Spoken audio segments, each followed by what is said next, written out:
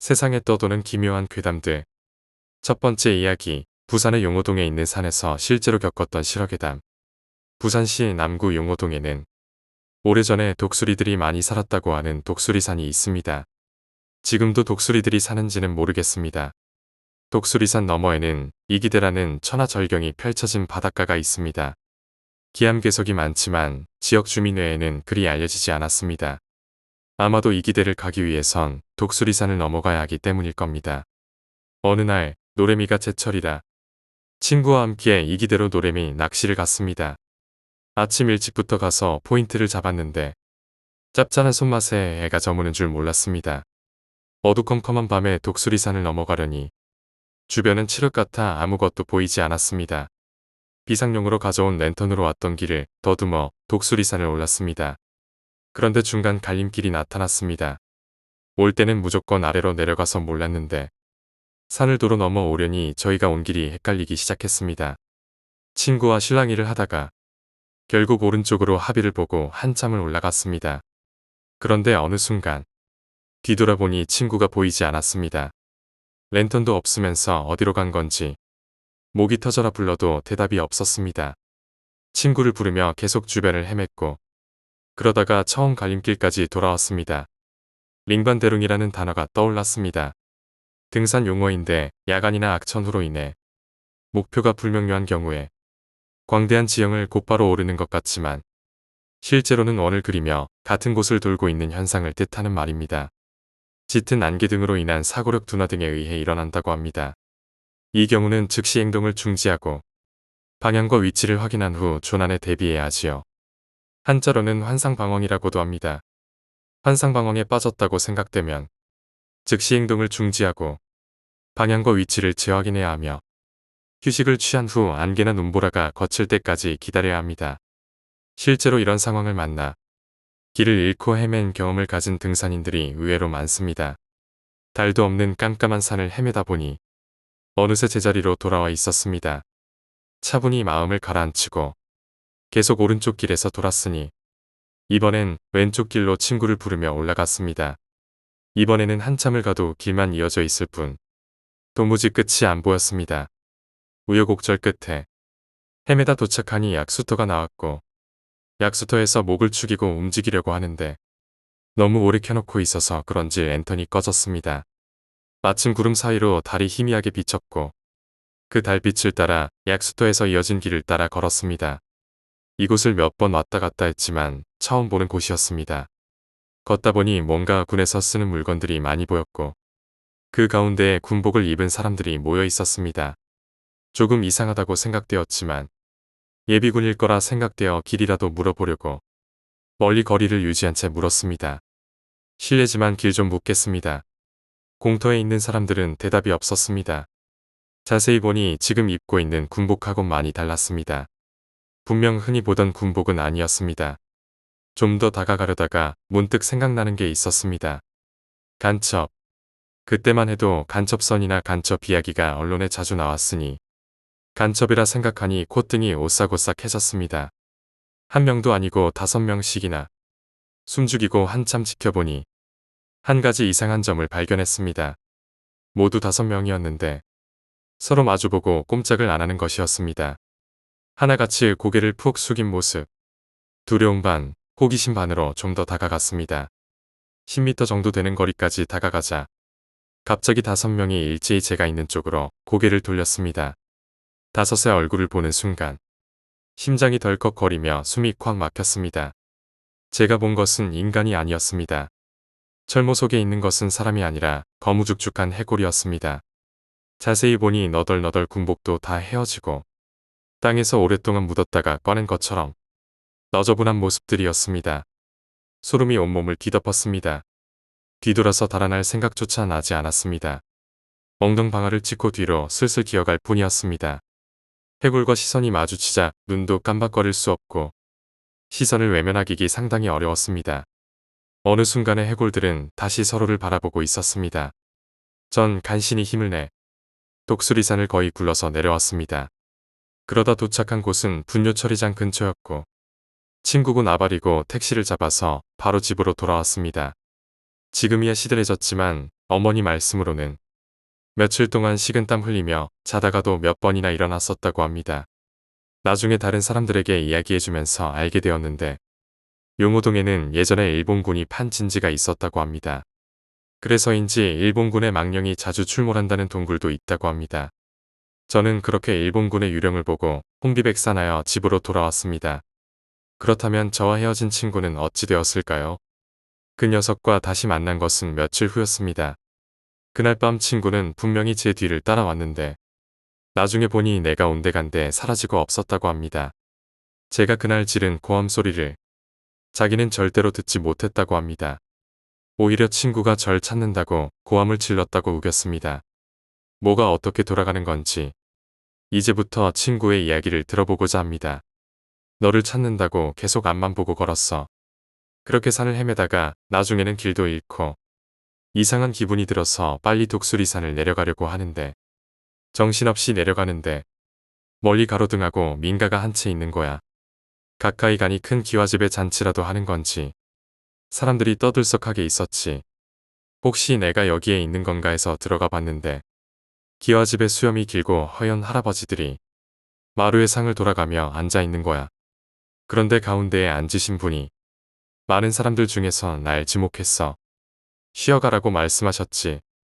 돌아다니다 보니 배도 고파서 주는 대로 먹었지. 밥도 챙겨주고 상 위에는 음식들과 과일도 많았어. 그러다 잠이 들었나 봐. 아침에 일어나 보니 미치겠더라. 아무도 없는 초라한 작은 빈집에 나 혼자 있는 거야. 밤에는 큰 기와집이었는데 꿈이었나 싶어서 밖으로 나갔어. 그러다 문득 뒤돌아보는데 온몸에 소름이 돋으면서 움직일 수가 없더라. 거긴 빈집이 아니고 자그만 산신각이었나 봐. 그런데 어젯밤에 마루상석에 앉았던 수염이 허연 할아버지가 탱화 속에서 미소 짓고 있더라고. 앞에는 전날 누가 죄를 지내고 간 뒤였는지 사과랑 배가 있었는데 누가 한 번씩 베어 먹은 자국이 있더라. 그날의 일을 자신이 필요하고 배가 고파서 헛것을 본 것이라고 주장합니다만 그날 이후 독수리산에 가자는 이야기를 하지 않습니다. 이야기를 요약하자면 친구와 노래 및 낚시를 하러 이기대에 갔다가 해가 저물어 독수리산을 넘어가는 길에서 친구와 헤어지게 됩니다. 주인공은 링반대룽 현상, 즉 환상방황을 경험하며 길을 잃고 헤매다가 이상한 군인 유령을 만나는 끔찍한 경험을 하고 극적으로 탈출합니다. 한편 친구는 주인공을 찾다가 이상한 잔치에 참여한 것 같은 꿈을 꾸고 아침에 일어나 보니 산신각에 혼자 있는 것을 발견합니다. 두 번째 이야기, 붙임머리 괴담. 두발 규정이 엄격했던 고등학교를 갓 졸업한 터라 짧은 단발머리로 사회생활을 하려니 은근히 스트레스가 되었습니다. 머리를 기르려고 했지만 너무 오래 걸릴 것 같아 여러 가지 방법을 알아보는데 붙임머리를 알게 되어 곧바로 시술하였습니다. 머리가 길어지니 여성스러워 보인다는 말을 듣게 되었고 그래서인지 자신감도 생기고 일상이 즐거워졌습니다. 그런데 시술하고 나서 며칠 후였습니다. 잠을 자다가 갑갑해서 눈을 뜨면 머리카락이 목에 감겨 있었습니다. 처음에는 익숙하지 못해서 자꾸 엉키나 보다라고 생각했는데 매번 자다가 깨어나니 점점 짜증이 났습니다. 그래서 고무줄로 머리를 묶고서 옆으로 누워서 잠을 청했습니다. 그렇게 한참을 자는데 또 목이 갑갑했습니다. 눈을 떠보니 아니나 다를까 또 머리카락이 목에 감겨 있었습니다. 불을 켜고 머리끈을 찾았는데 머리끈이 끊어져 있었습니다. 찜찜한 기분이 심해졌지만 아깝기도 하고 긴 머리가 마음에 들었기 때문에 대수롭지 않게 넘겼습니다.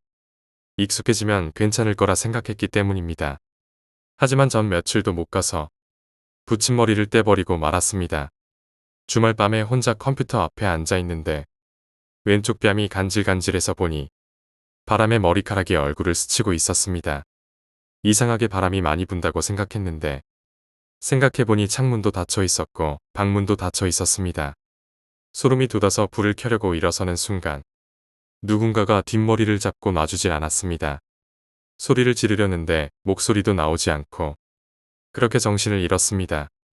다음 날 아침 일어나 보니 바닥에 붙임머리가 한 움큼 뽑혀서 널브러져 있었습니다. 실리콘으로 붙인 거라 열이 없으면 제거할 수 없는데 말입니다. 세 번째 이야기, 산부인과의 아기들. 저는 산부인과에서 일을 한 지 얼마 안 된 새내기 간호사입니다. 제가 일하는 병원 2층 복도 끝에는 관계자의 출입 금지라고 쓰여 있는 문이 있습니다. 그 문을 열면 당직실이 있고 수술실이 있습니다. 며칠 전에 겪은 일입니다. 하루 종일 고된 일을 마치고 당직실에 들어가 옷을 갈아입고 있었습니다. 당직실에는 수술실 방향으로 작은 창문이 하나 있는데 너무 피곤해서 정신이 없어 창문을 닫는 걸 잊었습니다. 여하튼 옷을 갈아입는데 창문으로 무언가 검은 물체가 지나갔습니다. 옷을 갈아입던 중이라 깜짝 놀란 저는 창문을 확 닫아버렸고 옷을 입고 다시 열어보니 그 검은 물체는 관계자의 출입 금지라고 쓰여진 문을 향해 갔습니다. 너무 놀라서 1층에 계신 의사 선생님께 여쭈어 봤습니다. 혹시 2층에 올라오신 적 있으세요? 라고 물었지만 2층에 올라가지 않았다고 답을 했습니다. 하지만 그날은 원장님의 회진이 없으신 날이고 2층에 올라온 사람이 없었기에 피곤해서 헛것을 봤다고 생각했습니다. 다음날 출근해서 다른 선생님께 어제 일을 말씀드렸습니다. 그러자 그 선생님도 놀라워하셨습니다. 너도 봤니? 나도 기구를 씻으러 세면대에 있으면 뭔가 검은 물체가 지나가는 게 느껴지더라. 서너 번 본 것 같아. 관계자의 출입 금지라고 쓰여진 곳은 중절 수술 후에 아기들을 수술실의 냉장고에 넣어 놓는 곳입니다. 아기를 함부로 버리는 건 법적으로 금지되어 있어서 나중에 한꺼번에 폐기물을 처리하시는 분이 가져갑니다. 혹시 죽은 아기들이 외로운 나머지 떠돌면서 저희 눈에 보이는 건 아닐까 생각해 봤습니다. 네 번째 이야기, 밤의 손톱. 친구가 겪은 일입니다. 평소 잠을 잘 설치는 친구여서 새벽에도 자주 깨곤 했습니다. 그날도 잠을 자다가 새벽에 깼는데 안방에서 손톱을 깎는 소리가 들렸습니다. 그날은 아버지께서 출장에 가셔서 안방에는 어머니밖에 안 계셨는데 평소 어머니께서 밤에 손톱을 깎지 말라고 말씀하신 터라 왠지 이상하다고 생각했습니다. 더 이상한 건 손톱 깎는 소리가 오래 들렸습니다. 분명 10손가락을 다 깎고도 남을 시간이 지났는데 친구는 그 소리가 신경 쓰여서 잠을 이루지 못하다가 물이라도 마셔야겠다는 생각에 거실로 나왔습니다. 물을 마시고 돌아오면서 안방을 보니 어머니께서 책상 밑에서 쭈그리고 등을 돌린 채 손톱을 깎고 계셨습니다. 엄마, 거기서 뭐해? 안방에 가면서 물어보는데 문득 침대를 보니 어머니께서 누워 계셨습니다. 너무 놀라 불을 켜니 책상 밑에 그 사람은 순식간에 사라졌습니다. 온몸에 소름이 돋아 엄마의 옆에 가서 누웠습니다. 그리고 불을 끄고 자려고 했는데 다시 소리가 들렸습니다. 너무 무서워서 등을 돌려 책상을 바라 볼 수 없었습니다. 다행인지는 모르겠지만 그대로 잠들었고 그 이후로 그 손톱 깎는 소리를 듣지 못했습니다. 다섯 번째 이야기, 여학생의 죽음. 저희 학교에는 군자관이라고 오래된 건물이 있습니다. 이 건물은 계속된 증개축으로 인해 모양이 많이 변했지만 제가 입학한 98년 당시에는 건물 가운데에 계단과 더불어 경사로가 있는 건물이었습니다. 지금 할 이야기는 바로 이 경사로에 얽힌 이야기입니다. 90년대 당시 군자관에서는 인문대 수업이 많았습니다. 그런데 인문대 학생 중에 발작을 일으키는 여학생이 있었다고 합니다. 그 여학생은 발작하면 소리를 지르며 복도를 뛰어다녔는데 워낙 자주 발작을 일으키는 데다가 일정한 시간이 지나면 저절로 정상으로 돌아오기에 대다수의 학생들은 그 여학생이 소리를 지르고 뛰어다녀도 무관심한 반응을 보였다고 합니다. 시험을 앞둔 어느 날 밤에 몇몇 학생들이 군자관에서 공부하고 있는데 그 여학생이 발작을 일으켜 소리 지르며 뛰어다니는 소리가 들렸다고 합니다. 공부하던 학생들은 짜증이 났지만 그냥 공부를 했고 어느 순간 갑자기 조용해지기에 별 생각 없이 공부를 계속했다고 합니다. 그런데 그날 새벽 순찰을 돌던 수희 아저씨는 군자관 2층과 3층 사이의 경사로에 피를 흘리며 쓰러져 있는 그 여학생을 발견했다고 합니다. 발견 당시에 이미 죽어 있었지만 몸은 따뜻한 상태였다고 합니다. 조사에 따르면 그 여학생이 3층 복도에서 발작을 일으켜 뛰어다니던 중에 경사로 근처에서 1층 시멘트 바닥으로 떨어져 중상을 입고 피를 흘리며 경사로를 기어 올라가던 중에 2층과 3층 사이에서 사망했다는 것입니다. 실족인지 투신인지는 불명확하지만 실족으로 인한 사고이고 3층에서 공부하던 학생들에게 도움을 구하기 위해 경사로를 기어간 것으로 추정하고 있습니다. 그리고 그 학생이 죽음이 잊혀진 1년 후에 어느 날에 밤늦게까지 군자관 1층에서 작업하던 어떤 여학생이 화장실을 가던 중에 어둡고 후미진 경사로를 기어 올라가는 여자를 보고 비명과 함께 기절한 사건이 발생했다고 합니다. 그 여학생은 자신의 비명을 듣고 달려온 사람들에게 긴 머리를 하고 경사로를 아주 느리게 기어 올라가는 사람 형태의 무엇을 봤다고 말했답니다. 그 후 밤에는 아무도 혼자 그 경사로에는 다가가지 않았다고 합니다. 그 이야기 이후에 저도 야간에는 되도록이면 경사로를 이용하지 않았습니다. 6번째 이야기, 대학교 괴담. 어느 대학교마다 괴담이 있기 마련입니다. 저희 대학교에도 괴담이 있는데 학교의 한 낡은 건물에 관한 이야기입니다. 학생회관처럼 쓰이는 3층짜리 오래된 건물로 너무 낡아서 구름 낀 날이면 낮에도 으스스한 느낌이 드는 곳입니다. 어느 날 학보사기자 A는 후배들과 학생식당에서 밥을 먹고 학보사 사무실로 가고 있었습니다. 그런데 그날따라 밥 먹으러 학생식당을 간 사이에 건물이 정전이 되어 A와 후배들은 어두운 복도와 계단을 따라 3층까지 걸어 올라가야 했는데 3층 계단을 올라 모퉁이를 도는 순간 모두들 흠칫 놀랐습니다. 마치 숨이 막혀 창백해진 것처럼 하얀 얼굴의 여자가 벽에 등을 기대고 쪼그려 앉아 무심한 눈으로 맞은편의 벽을 바라보고 있었습니다. A와 후배들은 그 여자를 보고 순간 흠칫 놀랐지만 아무렇지 않은 듯 지나쳐서 학보사 사무실로 들어갔습니다. 학보사 사무실의 문을 열고 들어가자 전기가 들어와 밝은 사무실에 비가 있었습니다. 정전이더니 언제 전기가 들어온 거야? 라고 말하자 비는 말했습니다. 무슨 소리야? 정전이라니 전기 계속 들어왔어. A는 문을 열고 복도를 확인했지만 아무도 없는 복도에는 전기가 들어 밝았습니다. A가 어리둥절해하고 있는데 후배 한 명이 농담조로 말했습니다. 우리 전부 도깨비에 홀린 거 아냐? 또 다른 후배 한 명도 농담조로 말했습니다. 아까 우리가 본 이상한 여자도 귀신 아냐? 그런데 후배의 얘기를 듣고 A는 방금 전에 본 여자의 얼굴을 기억하려 했지만 기억할 수 없었습니다. 느낌이나 옷차림은 기억났는데 유독 얼굴만 기억나지 않았습니다. A가 후배들에게 그 여자의 얼굴이 기억나냐고 물었지만 모두 A처럼 얼굴만 기억하지 못했습니다. 그 후에도 그 여자가 나타날 때마다 정전이 난다고 하는데 아무도 그녀의 얼굴을 기억하지 못했습니다. 7번째 이야기, 부녀자 살인사건. 저희 어머니께서 겪으신 일입니다. 저희 어머니께서는 안산의 모병원에서 약사로 근무하시면서 마약류 관리를 하셨습니다. 오래전에 안산에서 부녀자 무차별 살인 사건이 있었던 것 같습니다. 희생자가 상당히 많았던 것 같았는데 해가 지면 여자들은 집에 빨리 들어가기 일쑤였습니다. 그러던 어느 날 또 한 명의 피해자가 병원 응급실에 실려왔습니다. 칼에 여러 군데 찔렸다고 합니다.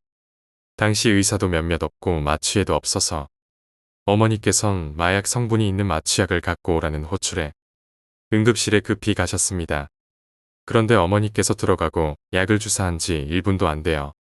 심장박동체 크기가 멈췄습니다. 안타깝게도 숨을 거둔 것입니다. 그때였습니다. 죽었다고 생각했는데 여자가 말을 하기 시작했습니다. 범인은 중국인이고 고자에다가 범인의 인상착의와 은밀한 특징, 심지어 말도 더듬는다는 것까지 말하더랍니다. 어머니와 의사, 그리고 간호사 등 거기 있던 사람들은 아무 말도 못하고 있었습니다. 기계에선 피하는 소리가 계속 나고 있었기 때문입니다. 이윽고 여자는 말을 멈추었는데 여전히 심장박동체 크기는 멈춰 있었습니다. 모두들 믿을 수 없는 일에 아무 말도 할 수 없었고 공연히 소문만 돌았습니다. 범인은 중국인이다.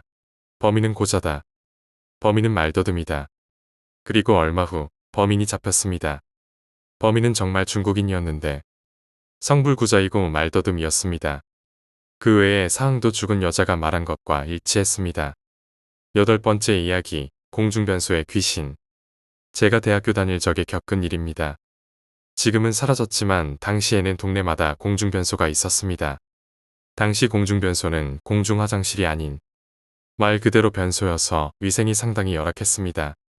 소변기도 없이 벽에다 소변을 누면 그대로 흘러가는 것입니다. 그래서 변소의 벽은 암모니아 냄새가 진동했습니다. 더 심한 건 대변을 볼 때였습니다. 앞뒤로 5칸씩 다닥다닥 붙은 뒷간의 똥통은 깊이도 파서 그 안에는 인분을 주식으로 살아가는 쥐들이 돌아다녔기에 떨어지기라도 하면 큰일이었습니다. 천장에는 시커머 랑거미집이 너덜너덜하게 있어 상당히 보기 안 좋습니다.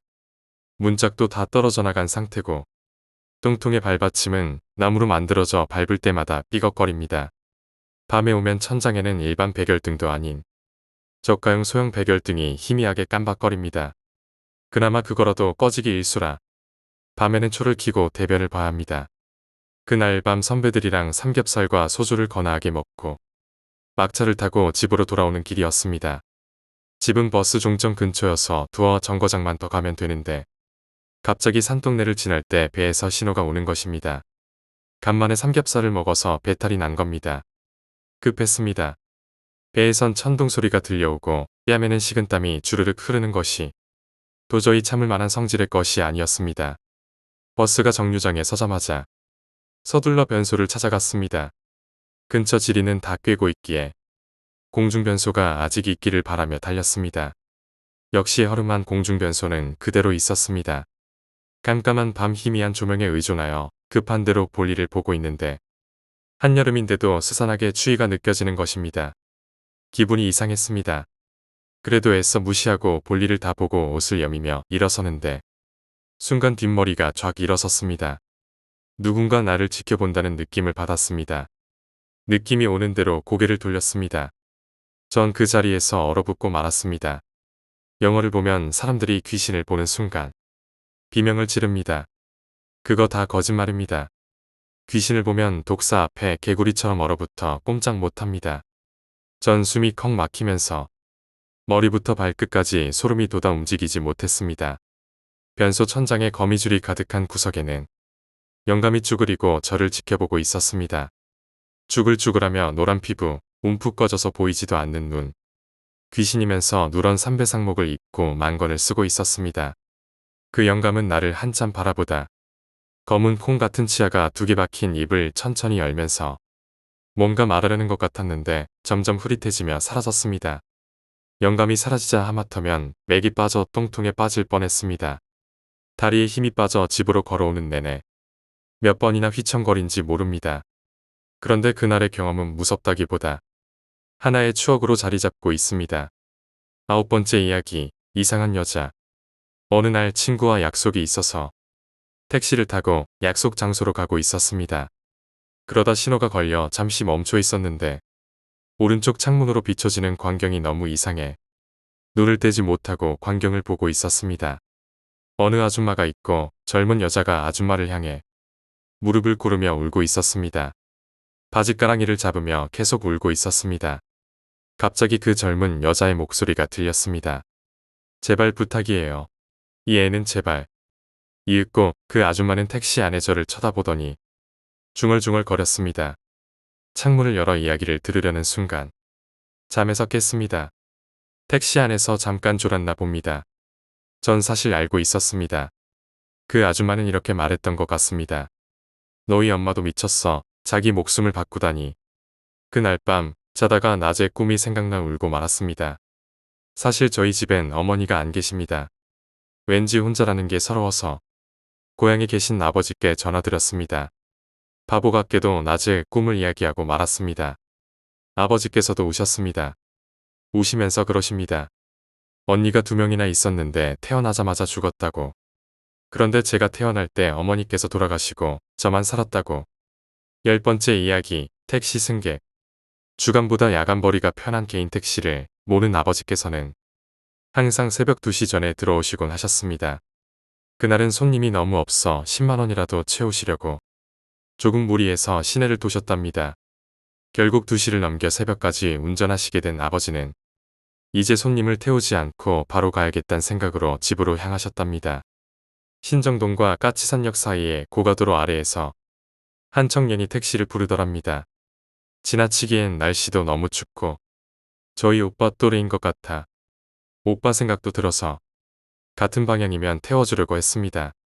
차를 세우자 세우기가 무섭게 청년은 문을 열고 앉았고 고가 도로를 좀 넘어가 달라고 말하고는 그대로 조용히 있었답니다.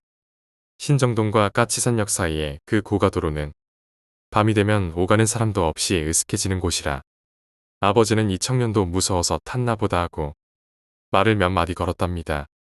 날씨가 춥죠? 늦은 시간까지 고생하네요. 집에 들어가면 따뜻한 물에 씻고서 한숨 자고 개운하게 일어나요. 우리 집에서도 청년만한 아들이 하나 있는데 하지만 그 청년은 말이 없었습니다. 그때였습니다. 청년은 갑자기 차를 세워달라고 했답니다. 아버지는 평소 저와 제 오빠에게 하던 이야기를 했을 뿐인데 갑자기 차를 세워달라고 해서 당황하셨답니다. 여기서 내려서 걸어갈 거냐고. 차비가 없으면 같은 방향이니 아래까지 데려다 주겠다고 말씀하셨지만 청년은 이 고가도로에서 만나기로 한 사람이 있다고 바로 내려야 한다고 했답니다. 걱정이 된 아버지는 차를 세워놓고 그 사람이 올 때까지 조금 기다려주겠다고 하자 청년은 당황한 채로 반대 차선으로 뛰어갔습니다. 결국 아버지는 그 청년이 금방 친구를 만나겠거니 하고 곧장 집으로 오셨는데 차 뒷정리를 하다가 이상한 물건을 하나 발견하셨습니다. 칼날이 무척이나 뾰족한 잭나이프였습니다. 평소에 핸드폰이나 지갑을 흘리는 손님이 많아 손님을 내리고 나면 뒷좌석을 늘 돌아보는데 그날 돌아보지 않고 왔던 손님은 마지막에 그 청년이었다고 합니다. 지금도 그 이야기를 꺼내면 밤에 운전하기 좀 무섭다는 저희 아버지. 저라도 그럴 텐데 저희 어머니께선 그 잭나이프로 종종 과일을 깎아주시는 듯합니다. 11번째 이야기, 여자친구의 복수. 대학교 2학년 때 자취를 했었습니다. 같은 과의 동기와 함께 살았는데 서로 잘 통했던 터라 자취하면서도 아무런 문제 없이 지냈었습니다. 그날은 학교를 가지 않고 자취방에서 계속 늦잠을 잤습니다. 제가 자니 친구 역시 학교에 가지 않고 잠을 자게 되었습니다. 그런데 한참 자고 있었는데 인기척이 느껴졌습니다. 친구 녀석이 먼저 일어나서 학교 가려나 보다 싶어 눈을 뜨니 친구가 저를 보고 서 있었습니다. 저를 계속 보곤 희죽거리며 웃고 있었습니다. 실성한 사람처럼 웃고 있어서 소름 끼쳤습니다. 제가 뭐가 좋아서 계속 웃냐고 물으려는데 가위에 눌린 것처럼 몸이 움직여지지 않았습니다. 그런데 정말 소름 끼쳤던 건 친구가 절 쳐다보면서 웃고 있는데 친구의 등 뒤로 손이 조금씩 올라왔습니다. 손은 어깨 위로 올라와 급기야 목관절이까지 올라왔습니다. 저는 너무나도 당황스럽고 무서워서 아무 말도 못했습니다. 그저 바로 볼 수밖에 없었습니다. 검지 손가락에는 노란 매니큐어가 칠해져 있었습니다. 어두운 방 안에서 어떻게 그 노란색만 잘 보였는지 모르겠습니다. 이윽고 친구 어깨 뒤로 사람 머리가 올라오기 시작했습니다. 머리가 긴 걸로 보아 여자인 것 같았습니다. 그 여자 얼굴은 친구 머리에 가려서 잘 보이지 않았지만 그 여자 역시 절 바라보며 눈을 깜빡이고 있었습니다. 그리고는 웃고 있었습니다. 마치 저를 비아냥거리듯이 둘이서 저를 보고 희죽거리면서 웃고 있었습니다. 그리고는 친구 어깨에 목만 있는 여자가 말했습니다. 오빠, 이 사람이 그 친구야. 친구는 대답도 없이 계속 웃기만 하고 있습니다. 저는 비명을 지르며 일어섰습니다. 순간 제 앞에 서 있던 친구는 사라졌습니다. 친구는 제 옆에 곤히 자고 있었습니다. 황당하기도 하고 화가 나기도 해서 따귀를 세게 때렸습니다.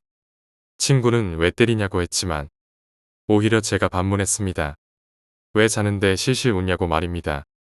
하지만 친구는 무슨 소리냐며 괜히 자는 사람을 때렸다고 화를 냈습니다. 진정하기 위해서 담배를 한 대 핀 후 제가 겪은 일을 말했습니다. 그러자 제 친구는 담배를 필터 부분까지 피우더니 혹시 그 여자가 어떻게 생겼었냐고 물어봤습니다. 친구는 긴장한 모양인지 다리를 떨기 시작했습니다. 저는 봤던 그대로 내 어깨 뒤로 여자 머리와 손이 있었다고 말하는데 친구는 손에 있던 담배를 툭 떨어뜨리며 말했습니다. 혹시 노란색 매니큐어? 친구는 다짜고짜 빨리 대답해보라고 저에게 계속 윽박지르는데 잘 기억나지 않는다는 핑계로 말하지 않았습니다. 친구는 말없이 담배를 한 대 더 피우고 나서 이야기를 시작했습니다. 자기 동네에서 만나서 사귀게 된 여자친구가 있었는데 대학교로 오면서 헤어지게 되었는데 헤어지면서 정말 좋지 않게 헤어졌다고 합니다. 그 여자 자살이라도 한 거야? 친구는 고개를 땅바닥에 내리깔면서 말했습니다. 자살만 했으면 상관이 없지. 어떤 일이 있었냐고 물었지만 대답하지 않았습니다. 너무 미안하다는 말만 되풀이할 뿐. 저는 더 이상 묻지 않았고 그 후에도 그 일을 언급하지 않았습니다. 얼마 후 저희는 군대를 가게 되었고 제대 후 복학해서 다시 만나게 되었습니다. 개강하는 날 반가운 마음에 새벽까지 술을 마시다가 군대 가기 전에 겪은 그 일을 꺼냈습니다. 누가 먼저 꺼낸 건진 기억이 가물가물하지만 제 기억으로는 친구가 먼저 꺼낸 것 같았습니다. 잘 기억나지 않지만 친구는 그렇게 말했던 것 같습니다. 차라리 날 죽이던가. 왜 내 친구들을 죽이는 거야? 3명이나 말이지. 전 그때 술 먹은 상황에서도 더 이상 듣기 싫어서 그런 얘기 그만하자고 말했지만 친구는 계속 말했습니다. 내가 그때 같이 죽었어야 돼. 내 친구들이 꿈에 나올 때마다 미치겠다. 이윽고 친구가 보여준 한 장의 사진. 한라산에서 친구와 그녀가 다정스럽게 어깨동무를 하고 있는 모습. 그녀는 친구의 어깨에 노란 매니큐어를 하고 있는 손을 걸치고 있었습니다. 전 아직도 생각합니다. 예전에 내가 봤던 그녀가 아닐까. 그리고 만약 그녀였더라면 그때 말했던 오빠 저 사람이 그 친구야. 그 말이 과연 무슨 뜻인지. 12번째 이야기 외할아버지의 죽음. 추석 전날 밤늦게 어머니께 걸려온 전화를 받아보니 외증조부께서 돌아가셨다는 소식이었습니다. 자주 뵙던 분은 아니지만 할아버지 댁에 갈 때마다 어린 저를 귀여워해 주셨던 분이셨습니다. 다음날 추석에 부산의 모병원 장례식장으로 가보았습니다. 처음 가본 장례식장이 신기하기도 해서 여기저기 둘러보았습니다. 친척들이 계신 곳은 제일 빈소였습니다. 다른 곳에는 아무도 없었습니다. 그런데 제일 빈소에서 화장실까지 가려면 제2빈소를 지나야 했습니다. 대낮이었지만 사용되지 않는 곳이라 어두컴컴했습니다. 화장실을 가던 중 곁눈질로 제2빈소 쪽을 보니 어두운 곳에 어떤 남자가 고개를 숙이고는 낙지를 우걱우걱 먹고 있었습니다. 호기심에 걸음을 멈추고 그 남자를 계속 보고 있었더니 남자가 먹던 것을 내려놓고는 고개를 들어 저와 눈을 마주쳤습니다. 외증조부였습니다. 너무 놀라 제1빈소로 뛰어갔더니 저희 할머니께서 다른 친척분들과 이야기를 나누고 계셨습니다. 그 양반이 왠지 자기 죽을 거 알고 있었나 봐. 며칠 전부터 자기가 죽으면 제사상에 낙지를 올려달라고. 좋아하는 거니까 원 없이 먹고 싶다고. 며칠 전부터 낙지 타령을 하지 뭐야. 두려움을 참고 다시 제2빈소로 가봤지만 아무도 없었습니다. 그날이 추석이기도 해서 많은 친척분들이 계셨습니다. 밤샘 조문으로 인해 커피를 마시고 싶다는 분들이 많이 계셔서 커피들을 쟁반에 올려 가져다 드리고 있었습니다. 그런데 갑자기 귓가로 이런 목소리가 들렸습니다. 우리 손주가 타주는 커피나 마지막으로 마시고 갈까나. 저는 그 소리에 발을 헛디뎌 커피를 모두 쏟아버렸습니다. 친척들이 놀라며 일으켜주셨는데 이상하게도 커피를 쏟은 곳은 외증조부의 사진 위였습니다. 등 뒤를 돌아보았지만 제 뒤에 계셨던 분은 아무도 안 계셨습니다.